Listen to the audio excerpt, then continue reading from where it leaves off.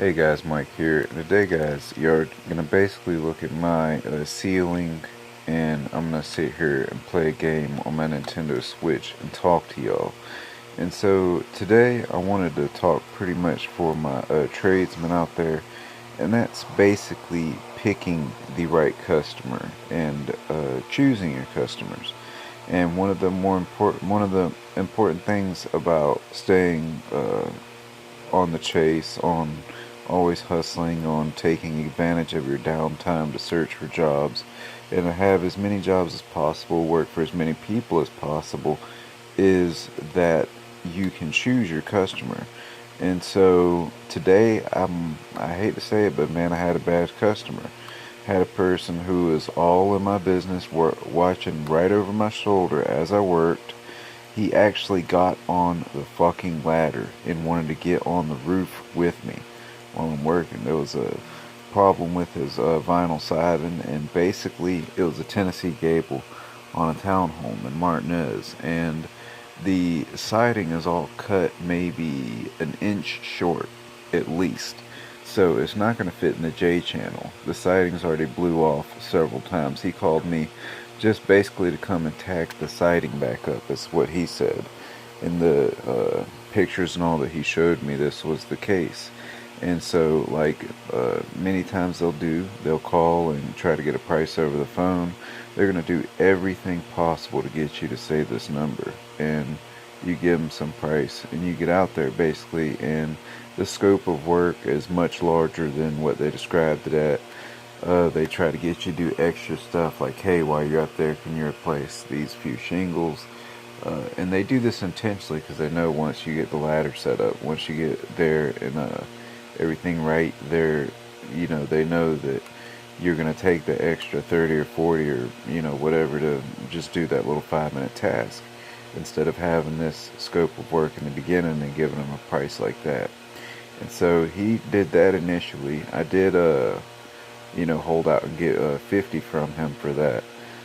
Some people would have just done a little bit of extra work, and that's really the fastest way to, get ran out of this business. But anyway, he he really just did not. He doesn't understand, you know, he doesn't understand siding. First off, he's sending me basically to tack up siding that's too short, and so when I tack it up, it's still a gap on each end, and so he said, go ahead and silicone both ends, and I tell him, man, it really doesn't matter because that water's going to go into the J channel anyway. If you silicone it, you're actually creating a barrier where water can't flow down that J channel. And so, upon hearing this, he's sitting over my shoulder this whole time. And he says, all right, we'll just remove the silicone. So now we're getting silicone all over the vinyl siding. It's real sticky. It gets everywhere. It's not like a caulk. It's a lot thicker. It's got a rubber in it.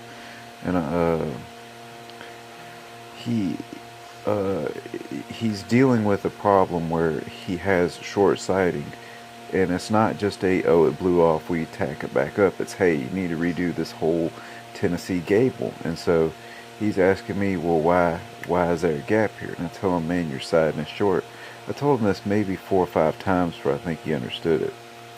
And he just doesn't, he thinks that that's in my scope of work in the deal we negotiated. Didn't do a contract. It was a small repair. I charged him basically $200 to tack up 3 pieces of siding and a piece of fascia, to craft a piece of fascia. So I finished with all of that. He's going around checking everything intently. I mean, he's taking pictures with the camera and zooming in real fine detail. And, I have no problem with this. The majority of my customers do something like this. But to come up on the ladder and review while I'm up there on the roof, and to basically try to, dictate the work steps. And, he's telling me, like, can you put a nail here? And I know how to put it up. So, I mean, I know it's going to make it the integrity of the building strong. I know what it takes. I know what I can get away with, what I got to do, and things like this. So he's trying to tell me, can you put an extra nail here? And we're face nailing this siding because there's nothing but that backer board stuff, that brown shit. I don't know the technical name for it, but anyway. So I'm hitting the studs with finish nails, face nailing straight through the nailer, not not going in the slits, but face nailing straight through so it won't blow off again. And it's ill-advised to do so on the majority of siding, but if it's a high probability it'll blow off, you need to shoot straight through the face of the nailer instead of the slits. But he's like, can you put another nail here? And I'm thinking, like, man, if you have a finish nail and a stud being face nailed on siding, two finish nails will hold that whole thing in easily. A 3-foot long piece of siding easily. Having another one a half inch away from it is not going to do anything. It's really not. And so I doubled up on that. At this point, get a little angry, start letting this guy know that you're being a real dickhead, man. He said something like, well, why is there a gap here? And I said, man, because your siding is short, dude. I've told you this like 20 times. And he senses this. I do have a anger problem when I'm at work, man. It's really only time that I kind of show it, but I really just, if things are going right or wrong, it don't matter. Customers, workers, whatever. So he's already, really pissed me off. And so he tries to hustle me, like I said before, on replacing a couple shingles that have blown off. And I held out and got more money because I'm not a fool and I know that trick right there. And so we're about to leave and everything. We had done tacked up all the siding. All we have to do is return and make the fascia. We have to go get a special color and make the fascia. And so he's like, oh, well, thank you, have a good day. I was business respectful. I didn't say anything obscene or anything. Even at the worst thing that I said or did to him, it was just a slight tone. It wasn't a direct insult. I told him basically, hey man, your siding is short. I told him it's not my job to recut your siding. You need new siding in the whole gable. We're doing a repair job. That means I'm tacking this back up. I'm not going to make new siding. I'm not.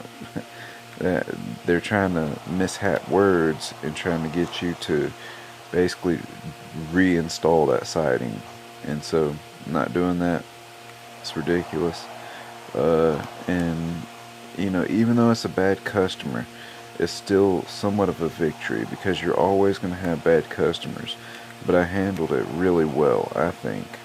I didn't give him no free work like many times they're shooting for. He, even with the shingle repair, he really didn't get nothing from me. So there's that. You're just going to get them every once in a while. And I should have known, but hey man, I wanted a real quick, easy job on Sunday. Nonetheless, it still only took me about an hour and a half. In the hour and a half, made $250. So, whatever. I still have to go back and do that little piece of fascia, and the money's not in my hand, so there's nothing like having the money actually in your pocket. But man, this is an instance. Also, when I was up there, I seen so many previous repair jobs. This has happened like maybe 4 or 5 times, I'd estimate already. And the money that this guy has spent on bringing a repair guy out there all the time, which the other guys I bet charged more than I did, and in the time that it took him to do that, he could have been re-sided this Tennessee gable. And this is something that I try to tell people, man. Repairs are only going to get you so far. And a repair is not always going to fix the problem. And don't try to just get that carpenter out there and say, oh, you said you were going to repair it, fix it, fix it, fix it. You know, like just some, like I can stretch siding or something. That thing has to be redone. And so saying, well, there's still a gap. We agreed on a repair, on tacking siding up that's blown away. I'm putting up the same siding that has blown off. It's an inch short, yes, but hey, do you want to spend the $900 that I'm going to charge you to do this Tennessee gable over again? No.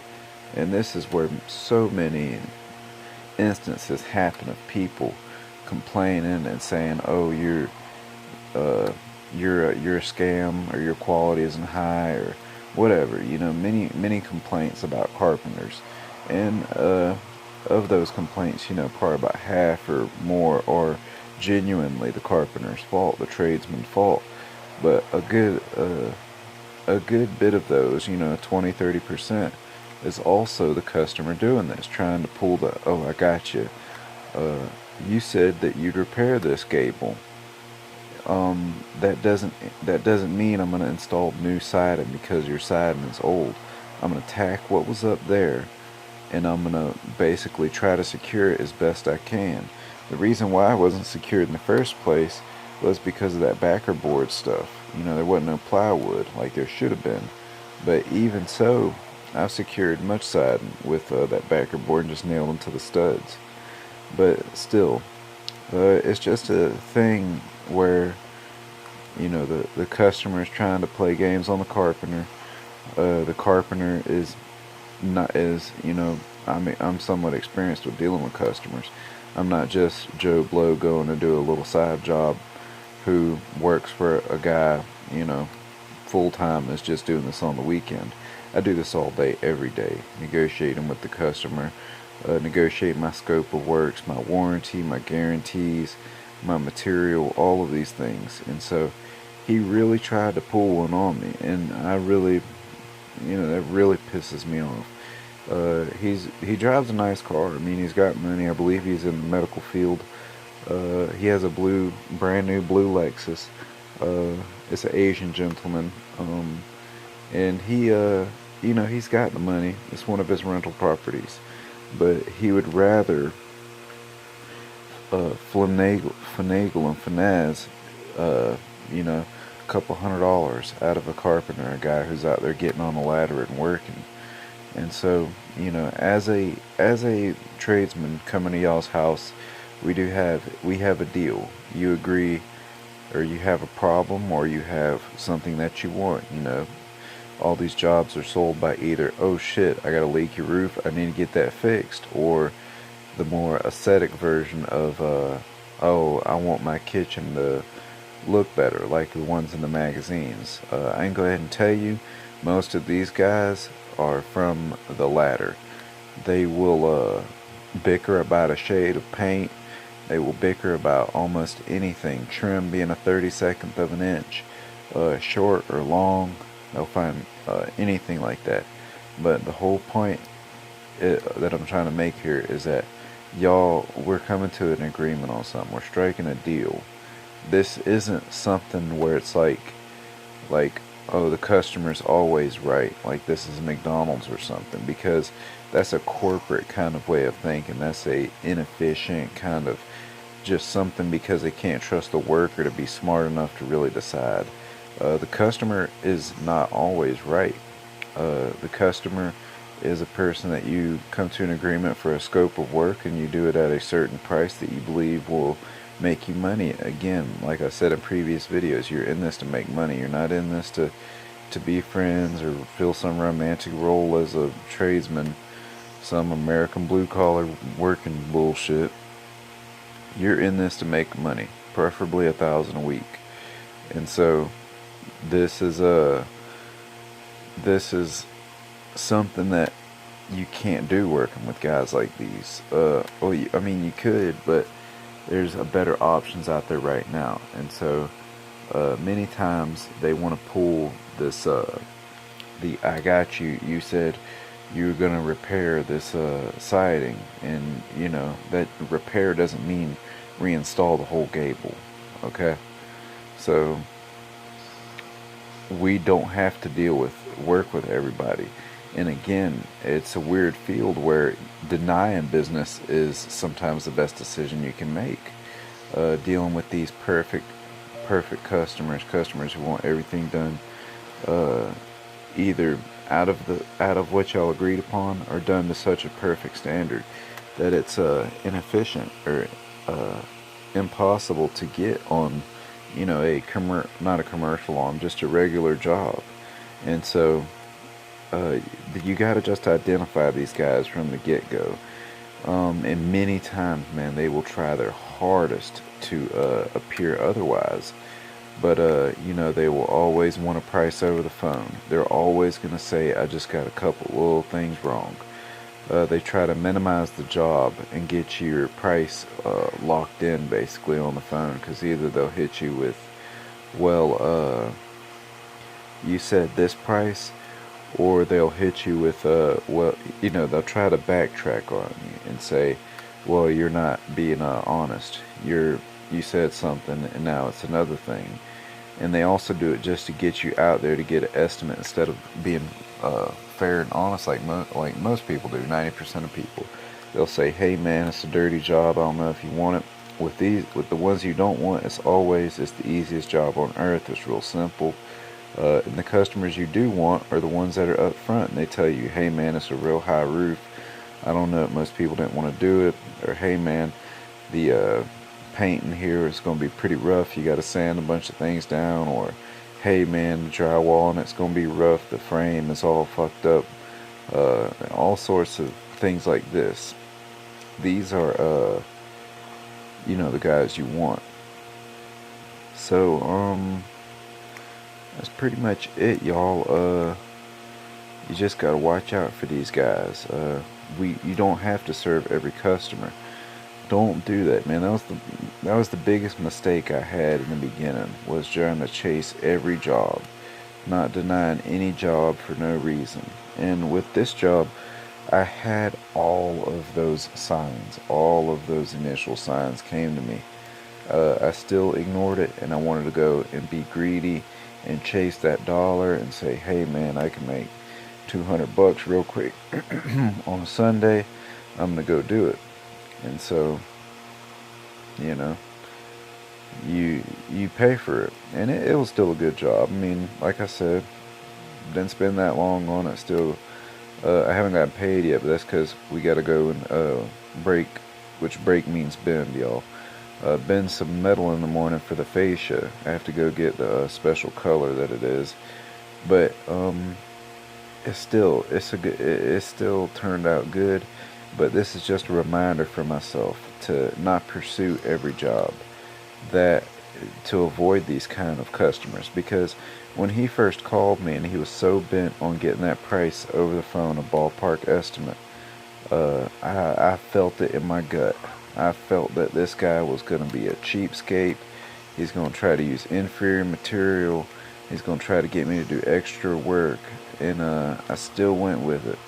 And so, you know, and sometimes you can work with these guys. Like I said, you can make money with them. I'm making money on them. But you got to really be careful and play it smart, play it right. And so with him, I kept it right, I believe. I didn't. Thing is, man, you're out there, especially when you got a helper, when you got a crew. You got to go out there and fight for them guys. You can't just let the customer say, "Y'all got to do this and do that, do this, do that." You got to go out and say, "Hey, no, we're not doing that. This is what we agreed upon. That's our price, and we're not doing that extra stuff." And so when he started bringing all this extra stuff he wanted us to do up, I stood up for my people. I said, "Man, we didn't say this. So, I want some more money." And your crew really appreciates that. They really respect that. You'll really get guys that I don't know if they'll work harder, but they'll respect you as a person if you do that and you don't get pushed around by them. Again, it's not a scenario where the customer is always right. You don't have to sit there like that McDonald's manager and just listen to them talk shit to you all day because their McGriddle wasn't hot or something. So him sitting there and wanting us, and again, he had a lot more work. He just wanted that price over the phone, and then, oh, well, can you do that? Oh, well, can you do this? Well, while you're up there, because they know once that ladder's set up, it's so easy just to reach over and do that. But they want to, do it without giving you time to give an estimate and all. They want to give it where they pop up on you, and they'll make it look bad. If your ladder's already set up and everything, and you got to reach 1 foot over and do one shingle, you'd usually charge $100 more if you were just thinking of an estimate beforehand. But if you are there and the customer conveniently has the shingle already right there, you seem like a dickhead if you want to charge more for that. But I think I did. I think I handled it right. Bad customer again, but hey, whatever. I've had a string of good ones too, man, so I was bound to get a bad one. Oh well, fuck it. I know next time I'll probably do it. I'll probably go and I'll try to play the game, I'll try to, throw the dice against the wall again on a guy like this. But, I'm definitely gonna try to, be a lot more, specific with the work scope, especially when I show up, because I gave him the price over the phone with pictures that he gave me. I told him, take pictures of the house and all. He avoided that specifically so that I couldn't see the setup and all. Again, it's just easy. It's easy, man. Don't worry about it. Blah blah blah. But like I said, I still got it. I still think I won on this one. And next time, being extremely specific about the work to be done. Any extra stuff pops up, I'm getting full price for it, or hey, call somebody else to get their ladder up there. I don't care what you feel. And if it's a genuine thing, like many times, they'll say, "Dang, well, I guess now he's up there." I mean, some guys, they don't plan this ahead. I believe that very much this guy did so. I believe he had every intentions of doing this, and so, there's not much you can do for that except just charge people a full amount, have kind of a minimum price, and get that. But like I said, man, I did pretty well. Some guys really crumble under this. They get frustrated. They just end up either cussing the customer out, the customer cusses them out, they're gone, and that's bad. It's not good. As the professional, we are supposed to, and this goes back to the McDonald's lady getting yelled at, we are supposed to uphold a little bit more of a professional standard than the customer. And I understand that, and I did that, and I embrace that and hold that true from other stuff. Come here, Tully. So, like I said, if somebody like that called back, I'm gonna try it again. I'm gonna roll the dice. I'm gonna play with them because I think I can make money with them. I think I'm good at this kind of stuff. Come on, Tully. So that's pretty much it. I'll let y'all know. Have some more videos tomorrow. I'm doing windows. The next day I'm doing windows, and then the rest of the week I think I'm gonna be balls deep in a vinyl siding job. So thank y'all. Have a great day. Bye bye.